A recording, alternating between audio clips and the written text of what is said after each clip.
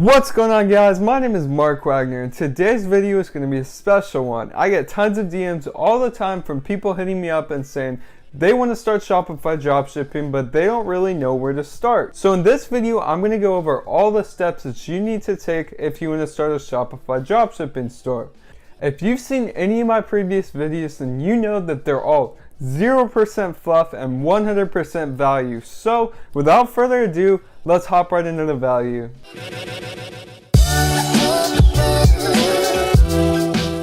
Okay, so basically the point of this video is just to compile a complete list of the steps that you need to take as a beginner. Now, I'm not going to go super in depth on every single one of these steps just because that'd be kind of dumb, because I have videos on my YouTube channel going through all of these steps in depth, and if I did that again, then this video will probably be about 4 hours long. So neither of us want that. So if you do want to learn more in depth about all the steps that I'm going to be talking about, then you can just look in the description of this video, and I'm going to compile a complete list of all the videos that I've made that go along with this presentation. So without further ado, let's get into it. So because this is the complete beginner's guide, I feel like we got to start from the beginning. So let's talk quickly about what dropshipping is.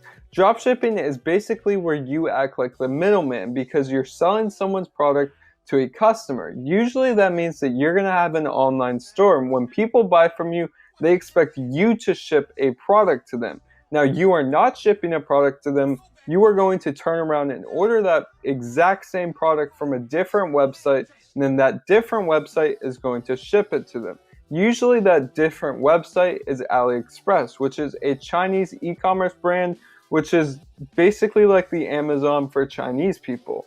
The advantage to using AliExpress is that they have really cheap products.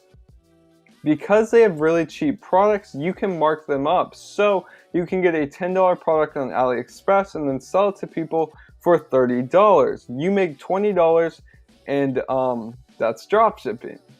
If you don't know what Shopify is basically an e-commerce platform that almost every dropshipper uses to build their website on and just sell on, essentially.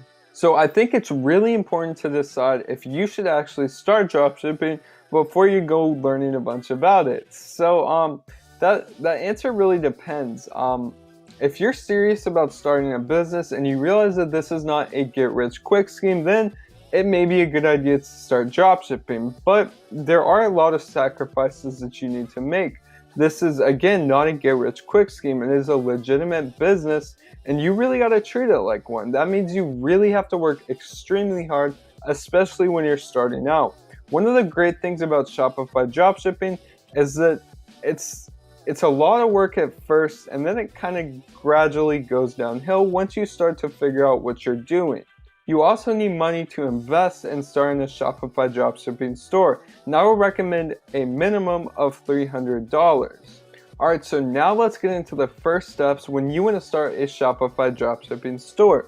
Now, the number one thing that you need to do when you are interested in Shopify dropshipping is do a ton of research, but there is a wrong and a right way to do this. When I first started, I did a ton of research, but I did it from a ton of different sources. For example, I was looking at blogs, I was looking at a dozen different YouTubers, I was looking left and right in all these different places for information. Now, I really recommend that you just find one or two, maybe three Shopify YouTubers that are just good, you know. I recommend Tanner Plains, Hayden Bowles, myself, obviously. There's a lot of good ones out there. So I just recommend that you binge watch almost all their videos, or at least ones that you can see value out of. Now, I really recommend that you take notes, because you just can't remember all of that information. So just take notes and really just try to figure out the whole process and figure out the process that you want to take. Because there's a million different ways to do Shopify dropshipping, and you really need to have your own game plan, I guess you could say.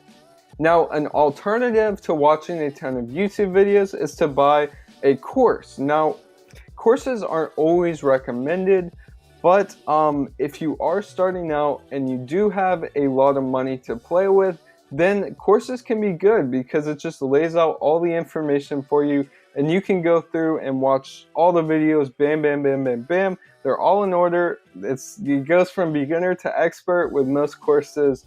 So it can be really good if you have the budget. While you're doing your research, I really recommend that you focus on one ad platform. I was talking earlier about a game plan, and your game plan needs to have one advertising platform. For example, if you just want to do Facebook ads, then don't bother watching videos about Instagram influencers or Google ads or any of that stuff. The second thing that you need to do when you want to start a Shopify dropshipping store is product research. Now, I really recommend that you follow the data, and what that means is that you sell products that other dropshippers are already selling. Now, you may think that that's just going to cause you to fail because it's not unique and other people are selling it and it's saturated, all this stuff. That's not true. As long as a product is working, then there's a demand for it and there's people buying it, and there's no reason why you can't sell the exact same product to the same people or different people. Just don't reinvent the wheel when it comes to product research. The next thing that you need to do is build your blueprint. You need to find 5 to 10 products that you're going to test. Now, the reason you need 5 or 10 products is because you're almost guaranteed to lose money the first few products that you test. And the more products that you test, the higher your chances of success are. Other things that you need in your blueprint or game plan, as I was calling it earlier, is how you're going to advertise. So I would either recommend Instagram influencers or Facebook ads, depending on your budget. This is also the time where you should decide what your store is going to be called and other information that go along with the company that you want to build. The next step is to start building your Shopify store. I highly recommend that you use my 14-day free trial link that's in the description of this video. From there, you're going to be able to build your store for absolutely free. Now, I highly recommend that you don't overcomplicate this, because clean and basic stores do a lot better for me than the ones that I've really put some time and effort in. And that's kind of depressing, but it's just how life goes. So like I said, just don't overcomplicate it and just build a basic store. I recommend just using the default theme that Shopify gives you and just customizing it a little bit. The next thing that you need to do is get your branding materials. So that means getting a domain name, which is really cheap. You can get them from Namecheap or from GoDaddy or from $100 websites.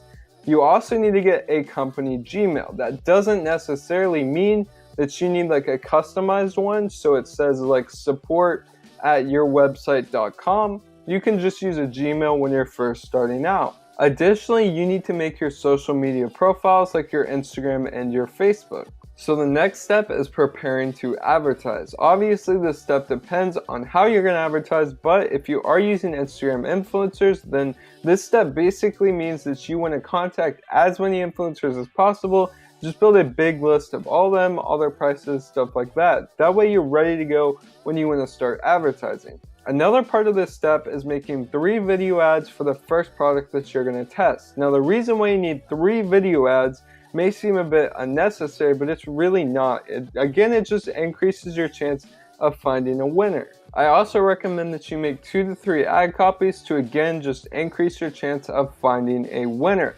You're going to find that in Shopify dropshipping, the people that test more are the people that make more. Another part of preparing to advertise is starting to post on your company's social media. That way you just have some credibility. You look like a real company. One additional thing that you should do when preparing to advertise is to get people looking at your store. You can post your store on Facebook groups and ask people what they would change. You can also DM me on Instagram and I'll take a look at your store and let you know what you should fix. So the last step to starting Shopify dropshipping is to start advertising. Now, this is really the fun part. It may not be fun because you're going to lose some money at first, but once you figure out what you're doing, this is where you're going to make your money. Alright, so like I said, I'm not going to go super in depth on how to do every single step, but I am going to provide you with some tips that you need to know as a beginner. So If you're going to be using Instagram influencers, then I highly recommend that right off the bat you just stick to accounts between 100,000 and 400,000 followers. That way you're not spending too much money just to test a product, and you're also not using an influencer that's too small that's probably not going to get you results. So like I said, the people that test more make more, and this is kind of why you need a bigger budget. But I highly recommend that you test at least 3 videos, at least 8 influencers, and at least 2 ad copies per product that you're going to test. Most people give up too early, and they'll literally have a winning product that someone else is making 6 figures with, and they just can't make any money. And that's usually just because they're not testing enough, and they give up too early once they go in the red. So when you're deciding what type of influencer ads you want to run, I highly recommend that you use a feed post. Those do best for me. There's 2 types of feed posts. There's either a link in bio post, where the influencer posts a link to your website in the bio, and then they tell people to go there from the ad. You can also do an ad post, which is where an influencer links your page on the ad, and then people go to your page and visit your website. That may seem a little complicated at first, but I promise it's really not. So in my personal experience, I found that ad posts work better, but that's only if you do have a good business account. So if you posted like 100 times and you have like 500 followers, then that looks a lot better than if you have 0 posts and 0 followers and no profile picture and stuff like that. In that case, you're going to be a lot better going with a link in bio post. Once you do find a product that works, then your job is just to test it in all the ways that you can.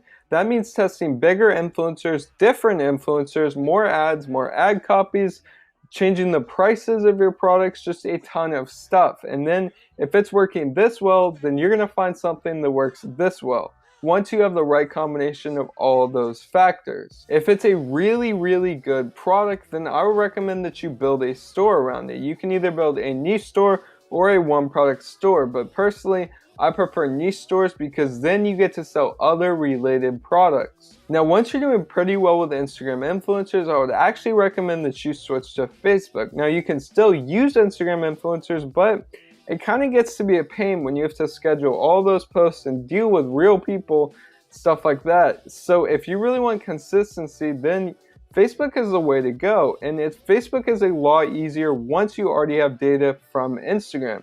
So if you have your Facebook pixel installed, what you need to do the second that you start your store, again, install your Facebook pixel, guys, then you're going to be able to create lookalike audiences once you have around 150 sales. So those lookalike audiences basically allow you to go to Facebook and immediately find the most effective audience possible, which is just, it's so huge that I can't even describe it in words. Okay, so moving on to Facebook. Facebook is a bit harder than Instagram, and that's fine if you have money to blow, but if you do not, then Instagram is the way to go. However, if you are a beginner on Facebook, then I'm going to be sharing the things that work best for me that you need to know. So when you're running Facebook ads, it can be really tempting to just kill an ad as soon as it spends like $5 without a sale, but that's not what you need to do because you need to give Facebook time to learn.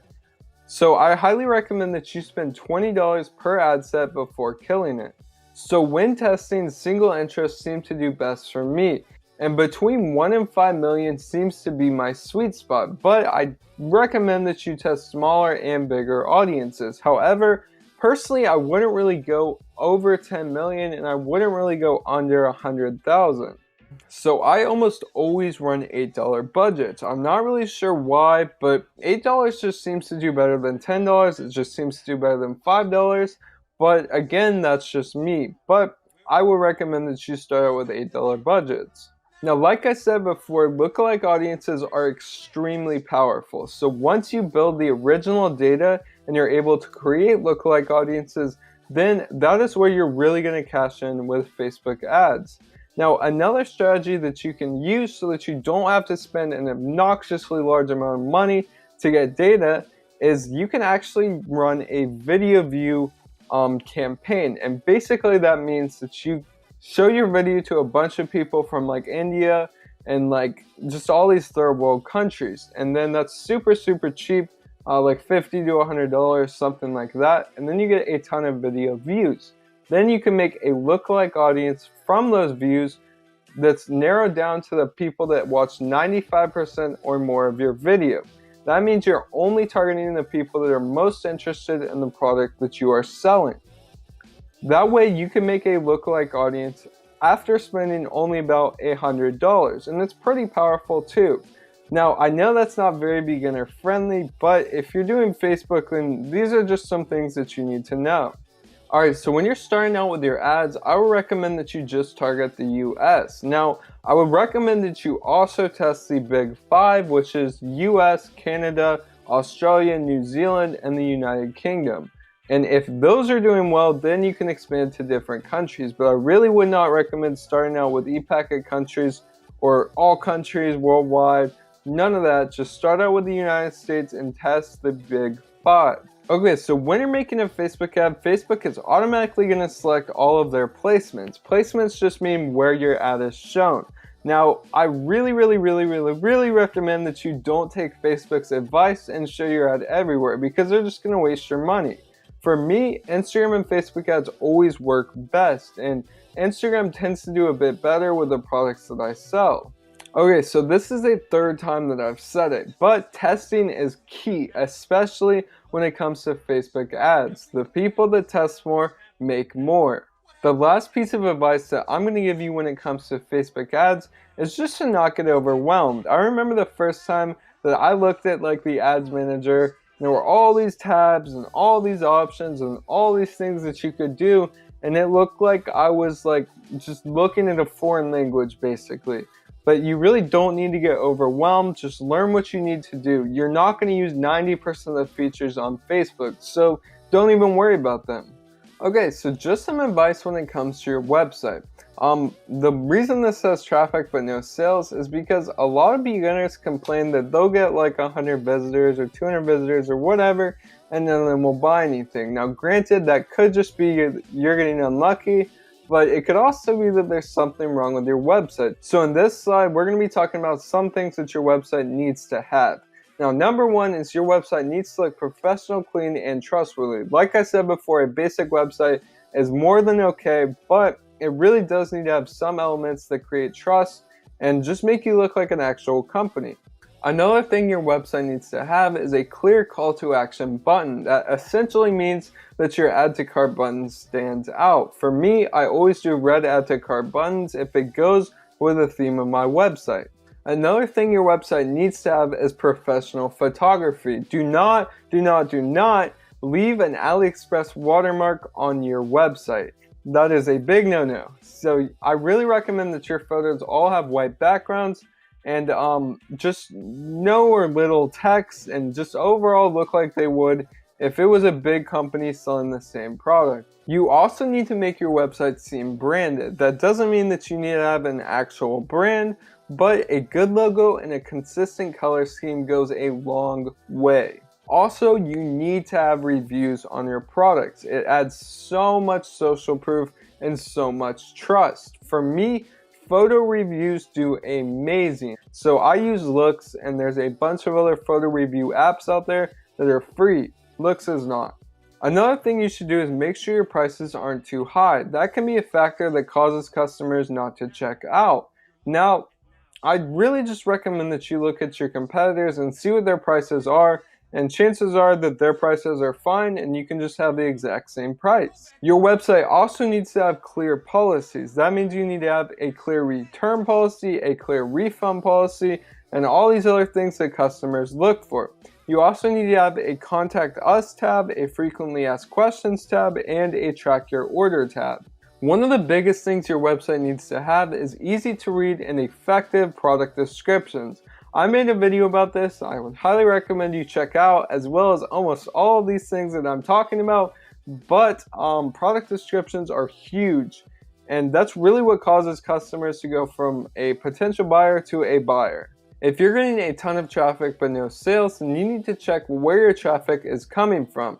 You can look at the Analytics tab to see the top 5 countries that your traffic is from. Traffic just means website visitors, for those of you that don't know. So if your traffic is mainly from India and non-English speaking countries, then it's not a problem with your website, but a problem with your advertisements. Another thing that you can do is install an app called Lucky Orange, which basically tracks all of your customers' visits to your website, and you can literally go through and watch videos of your customers scrolling through your website and see where they left.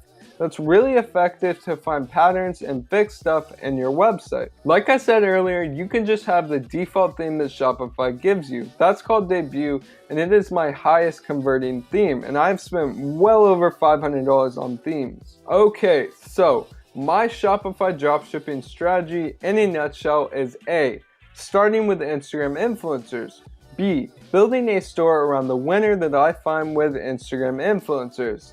C, running Facebook ads and Instagram influencers simultaneously to get a ton of sales. D, expanding your store to sell other related products and upselling current customers on those related products. E, building a brand so that you can sell your company.